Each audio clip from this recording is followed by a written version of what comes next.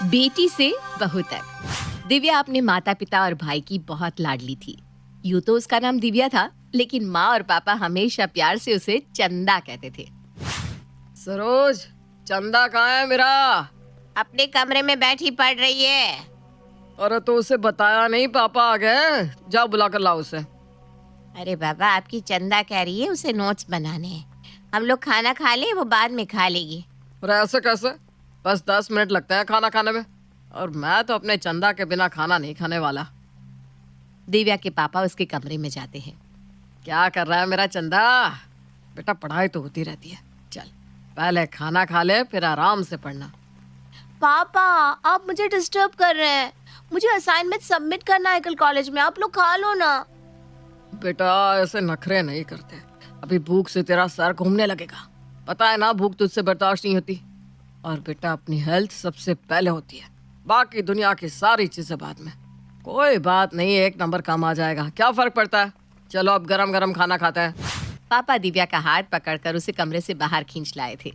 Divya dining table पर बैठी टेढ़े मेढ़े मुंह बना रही थी और पापा मम्मी उसे खाना खिलाने के लिए तरह तरह के जतन कर रहे थे। कुछ दिन बाद, मम्मा क्या बना रही हो आप? बेटा आज मैं आलू की कचौड़ियाँ बना रही हूँ। वाह मम्मी, मैं भी बनाऊंगी आपके साथ कचौड़ी, मुझे भी सिखाओ ना। अरे नहीं बाबा नहीं, खौलते तेल में कचौड़ी बनाना तेरे बस का नहीं है। गरम तेल की छींट पड़ गई तो जल जाएगी। मम्मा मैं कर लूंगी ना, मैं कोई बच्ची थोड़ी ना हूँ। ना बाबा ना, ये तलने वाले काम मैं तुझसे नहीं कराने वाली। अरे कोई जरूरी है क्या कचौड़ी बनाना? तो ऐसा कर, पहले ना रोटी बनाना सीख ले। ठीक है बाबा, आप ही बना लो। अच्छा घर में खाने के लिए कुछ है? बहुत भूख लगी है। बेटा 10 मिनट रुक जा, मैं गरम गरम कचौड़ी उतारी हूँ, तू खाती जा। मम्मा आपको पता है मैं भूख बर्दाश्त नहीं कर पाती, चक्कर से आने लगते मुझे। अभी आप सलाद फ्रूट चाहे कुछ भी दे दो। अरे पता है मुझे, मेरे चंदा की चमक फीकी पड़ जाती है अगर खाना ना मिले तो। ये ले सेब खा ले, तब तक मैं कचौड़ी बना कर लाती हूँ। Thank you mumma, thank you. अच्छा दिव्या बेटा, अब तो फटाफट से खाना खा ले, फिर मेहमान आने वाले हैं, मैं बिजी हो जाऊंगी और तेरा खाना लगाने में लेट हो जाएगा। अभी तो एप्पल खाया ना मम्मा, अभी नहीं खाना, थोड़ी देर बाद खाऊंगी। अरे बेटा, मेहमानों के आने से पहले खा पी कर बैठो, फिर पता नहीं उनके साथ मुझे कितना टाइम लग जाए, और तुझसे भूख भी बर्दाश्त नहीं होती, फिर चक्कर आने लगेगा ना। अच्छा ठीक है मम्मा, लगा दो खाना, खा लेती हूँ। दिव्या अपने मायके में खूब लाड प्यार में पलकर बड़ी हुई थी, लेकिन बेटियों को लाड लड़ाकर पालते समय माँ बाप भूल जाते हैं कि बेटियों की किस्मत में ससुराल जाना लिखा होता है और वहाँ उनके लाड करने वाला कोई नहीं होता। जहाँ मायके में माँ पापा उनकी छोटी से छोटी जरूरत का ख्याल रखते हैं, ससुराल में उन्हें समझने वाला शायद ही कोई होता है। खैर, हर लड़की की तरह 25 साल की उम्र में दिव्या की शादी कुणाल के साथ हो गई और शादी के बाद वो अपनी ससुराल आ गई। देख बहू, वैसे तो अच्छे खानदान से आई है तू। उम्मीद है तेरी मम्मी ने घर परिवार की अच्छी बुरी बातों की समझ तुझे सिखाई होगी। जी मम्मी जी, मैं आपको शिकायत का मौका नहीं दूंगी। अरे बेटा ये क्या है, मैंने तुमसे कहा था ना आज पहली रसोई में दाल की कचौड़ियाँ और खीर बना लो। वो मम्मी जी, कचौड़ियाँ बनाने की मुझे प्रैक्टिस नहीं है, और मेरी मम्मी कहती थी कचौड़ी भारी होती है, अगर सही तरह से ना तला जाए तो उसमें जलने का डर होता है, इसलिए मुझे डर लग रहा है। अरे आज पहला दिन है रसोई में और तू आते ही मुझे पहाड़े पढ़ाने में लग गई। देख बहू, सीधी सी बात सुन ले, ये तेरा ससुराल है, मायका नहीं। और तेरे मम्मी के हिसाब से तो कोई भी काम कर लो तो चोट का खतरा हर काम में रहता है। तो क्या करे, तुझे बिस्तर पर बिठा कर तेरे हाथ पैरों की मालिश करवाए है? हर काम कभी ना कभी तो पहली बार करना ही पड़ता है। ऐसी बात नहीं मम्मी जी, बस मम्मी कहती थी धीरे धीरे मैं सब सीख जाऊंगी, प्रैक्टिस होने में थोड़ा समय लगता है। चल तू बना, मैं भी देखूं कैसे जलता है कचौड़ी से हाथ। चूंकि दिव्या की पहली रसोई थी और सास ने उसे पहले ही दिन खरी खोटी बातें सुना दी थी, इसलिए कोई भी काम करने में अब उसके हाथ कांप रहे थे। किसी तरह 2-3 बार कोशिश करने के बाद दिव्या एक कचौड़ी बेल लेती है और उसे कढ़ाई के गरम तेल में ऊपर से ही छोड़ देती है, जिसके कारण तेल छिटक कर उसके हाथ पर गिर पड़ता है। बहुत जलन हो रही है। मम्मी ठीक कहती थी, ये तलने वाला काम बहुत रिस्की होता है। अब मैं क्या करूं? बहुत दर्द हो रहा है। अगर माँ जी को बताया तो वो मुझे फिर से मम्मी की नसीहतों को दोष देने लगेंगी। रहने देती हूँ, किसी को नहीं बताऊंगी। वैसे भी उनके तेवर देखकर समझ में आ गया है कि उन्हें मेरी कोई चिंता नहीं है। दिव्या डरते हुए किसी तरह अपनी पहली रसोई का खाना बनाकर तैयार कर देती है। अरे बहू, ये क्या कर रही है? ये कचौड़ी हाथ में पकड़कर खाने जा रही थी क्या? मम्मी जी, मैंने सोचा थोड़ा चक्कर देख लूं कैसी बनी है। अरे ऐसे खाना झूठा किया जाता है क्या? रसोई में बना खाना बहुएं सबसे आखिर में खाती है। इतना तो तुम्हें तुम्हारी मम्मी ने सिखाया ही होगा। मम्मी जी, दरअसल मैं सुबह सबसे पहले उठी थी ना, तो मुझे भूख लग गई। मैंने सोचा एक कचौड़ी खा लेती हूँ, टेस्ट भी हो जाएगा और भूख भी शांत हो जाएगी। ऐसा झूठा खाना खिलाएगी क्या घर में तू सबको? हाँ? चल अब टेबल पर सबका खाना लगा दे। सब लोग खा ले, फिर उसके बाद में खाना। तुझे मनाई थोड़ी ना कर रहे। ठीक है माँ जी, मैं लगा देती हूँ। दिव्या को आज अपनी माँ की बहुत याद आ रही थी। मम्मी ने तो कभी नहीं कहा पहले पापा खाएंगे उसके बाद तो खाना। मैं बस एक बार कह दूं कि मम्मी भूख लग रही है, मम्मी 10 तरह के ऑप्शन लेकर मेरे सामने खड़ी हो जाती थी। बता क्या खाना है? फ्रूट खा ले, नमकीन बिस्किट दे दूं? अच्छा, ब्रेड में ना जैम लगा कर देती हूँ, ठीक है बेटा? और मैं जवाब में टेढ़े मेढ़े मुंह बनाकर सारे ऑप्शन को मना कर देती थी। अरे घूर घूर कर ही सारा खाना खत्म कर देगी क्या? चल फटाफट टेबल पर खाना लगा। सास की आवाज से दिव्या अपने वर्तमान में लौट आती है और तेजी से हाथ चलाते हुए सबका खाना टेबल पर लगा देती है। कुछ दिन बाद, दिव्या, आज मैंने अपने बड़े भाई और उनकी फैमिली को खाने पर बुलाया है, तो तैयारी कर लियो, कोई कमी नहीं रहनी चाहिए। ठीक है माँ जी, मैं सब मैनेज कर लूंगी। दिव्या रात के खाने के लिए दोपहर से ही जुट गई थी। सासू माँ के कहे अनुसार दाल, 2 तरह की सब्जी, पुलाव, सलाद, रायता, पूरी सब बनाते बनाते शाम ढलने लगी थी। अरे अभी खाना तैयार नहीं हुआ क्या? बस थोड़ी देर में सब तैयार हो जाएगा। डिनर तैयार हो जाए उसके बाद नाश्ते की तैयारी कर लेना, मेहमान बस आते ही होंगे। पहले चाय नाश्ता लगाना और उसके कुछ देर बाद सबका डिनर। ठीक है मम्मी जी। रात के 9 बजे। मम्मी जी, सबका खाना लगा दूं? मुझे भी बहुत तेज भूख लग रही है। अरे भैया कह रहे हैं अभी थोड़ी देर बाद खाना खाएंगे, अभी तो नाश्ता हजम भी नहीं हुआ। 5 घंटे से रसोई में खड़ी हूँ, खड़े खड़े इतनी थकान हो गई है और भूख से मेरा तो सर घूम रहा है। ऐसा करती हूँ सलाद ही खा लेती हूँ। दिव्या जैसे ही सलाद मुंह में डालती है, पीछे से उसकी सास रसोई में आ जाती है। 1000 बार तुम्हें समझाया है, मेहमानों को खिलाने से पहले खाना झूठा नहीं करते। पता नहीं क्या संस्कार लेकर आई है। अरे पहले सबको खिला दो, उसके बाद खा लेना तुम। वो मम्मी जी, बहुत तेज भूख लगी थी। पता नहीं कहाँ से ये छुई मुई हमारे घर आ गई। ऐसा करो, पहले सब आदमियों का खाना लगा दो, उसके बाद सब औरतें एक साथ बैठकर खा लेंगे। ठीक है मम्मी जी। दिव्या सबका खाना लगा देती है। देखो दिव्या, सलाद कम पड़ रही है, थोड़ी सलाद और काट लो और थोड़े ग्लास धो दो। सारे ग्लास झूठे हो गए। तब तक मैं बाकी औरतों का खाना लगाती हूँ। दिव्या ग्लास धोने के बाद सलाद काट कर डाइनिंग टेबल पर ले जाती है। अरे आप लोगों ने खाना शुरू कर दिया? अच्छा ठीक है, मैं भी अपना खाना लगा लेती हूँ। दिव्या रसोई में जाती है और एक एक करके सारे बर्तन खोलकर देखती है, लेकिन किसी भी बर्तन में खाना नहीं बचा था। अरे खाना ही नहीं बचा, सारा खाना खत्म हो गया। तभी दिव्या के कान में सास के हंसने की आवाज सुनाई देती है।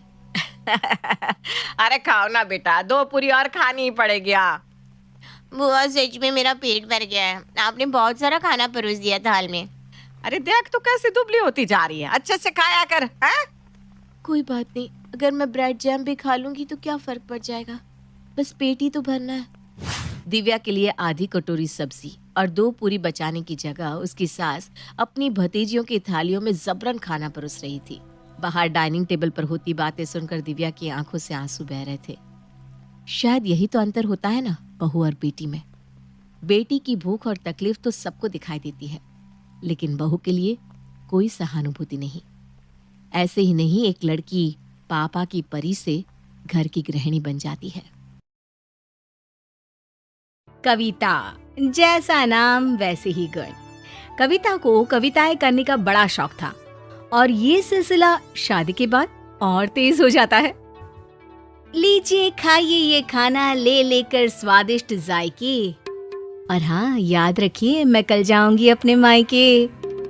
अरे हाँ हाँ, 100 बार सुना दिया है, मायके जाना है। पर थोड़े दिन हम भी आम जिंदगी जिए, वरना जब से तू बहू बनकर आई है लगता है घर नहीं किसी कवि सम्मेलन में बैठे हैं। दे रहे हैं वो दाद मेरी शायरी का, कभी हम उन्हें, कभी हम अपने सूटकेस को देखते हैं। हाँ हाँ बहू, दाद ही दे रही हूँ, कभी तुझे तो कभी तेरी शायरी को। लेकिन सुन, जा जाकर तेरे ससुर जी के कमरे का ना एसी ऑन कर दे, वरना पता है ना। चांद सी है सास मेरी, देती है शीतलता चांद के जैसी। मैं जा रही हूँ पापा जी के कमरे में ऑन करने एसी। बहू वहाँ से चली जाती है। सास सर पकड़कर बैठी होती है कि बेटा आ जाता है। क्या हो गया माँ, सब ठीक तो है? परेशान सी क्यों लग रही हो? अरे वो कहते हैं कि हम परेशान क्यों हैं। अरे जनाब। तभी बेटा माँ को बीच में रोक देता है। होल्ड ऑन माँ, होल्ड ऑन, क्या हो गया? अब प्लीज तू भी शुरू मत हो जाना। देखा, मैंने तो अभी पूरी शायरी की ही नहीं थी कि तुझे इतना बुरा लग गया। एक तेरी बीवी सारा दिन ऐसे ही कोड वर्ड में बात करती है, समझ में आ गया तो ठीक, नहीं तो राम भरोसे। अरे माँ, ये कला है उसकी, हर किसी के बस की बात नहीं है ये शायरी करना। तुझे तो खुश होना चाहिए।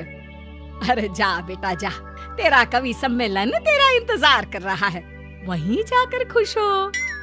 बेटा कमरे में जाता है। हम कर रहे हैं इंतजार उनके साथ की, एक वो है जो बिजी है करने में नौकरी 9 से 5 की। आय हाय, क्या रोमांटिक बात कही है। वाह जी वाह, बीवी होता तुम्हारे जैसी। कितना रस है तुम्हारी बोली में, भगवान ने एक ही पीस बनाया और डाल दिया मेरी झोली में। अरे वाह वाह वाह वाह वाह। सही पकड़े हैं। कहते हैं ना, भगवान ही जोड़ियां बनाता है, वैसी ही कुछ जोड़ी थी इन दोनों की। आपस में प्यार इतना कि कमी नजर ही नहीं आती थी। एक रोज, सुनो मेरे बॉस के घर पार्टी है, हम लोगों को बुलाया है, चलोगी ना? क्यों नहीं, उन लोगों को बोलो ना मेरी शायरी का एक प्रोग्राम रख ले। हाँ हाँ, क्यों नहीं क्यों नहीं, अच्छा ही तो है, कम से कम उन लोगों को फ्री में अपने मेहमानों के लिए कुछ एंटरटेनमेंट मिल जाएगा। अगले दिन पति बॉस से बात करता है। अब सर, एक बात कहनी थी, आपने मेरी शादी के बाद से ही मेरे अंदर बदलाव देखा ही होगा, जैसे कि मेरे बोलने का स्टाइल है ना, वो मेरी बीवी से आया है। वो क्या है ना, वो बहुत अच्छी शायरी और कविताएं करती है। अगली पार्टी में अगर आप उसका एक प्रोग्राम रख ले तो मजा ही आ जाएगा आपके मेहमानों को। अरे एक मिनट, पार्टी नहीं है मेरे घर में, मेरी दादी के देहांत का शांति पाठ है, वहाँ वो। अरे ये तो बहुत ही अच्छा। मतलब मेरी दादी इस दुनिया में नहीं रही, कल उनको गए पूरे 10 साल हो जाएंगे, उन्हीं के लिए हम हर साल ये पाठ कराते हैं। पर कोई नहीं, तुम्हारी बीवी अगर इस मौके में कुछ।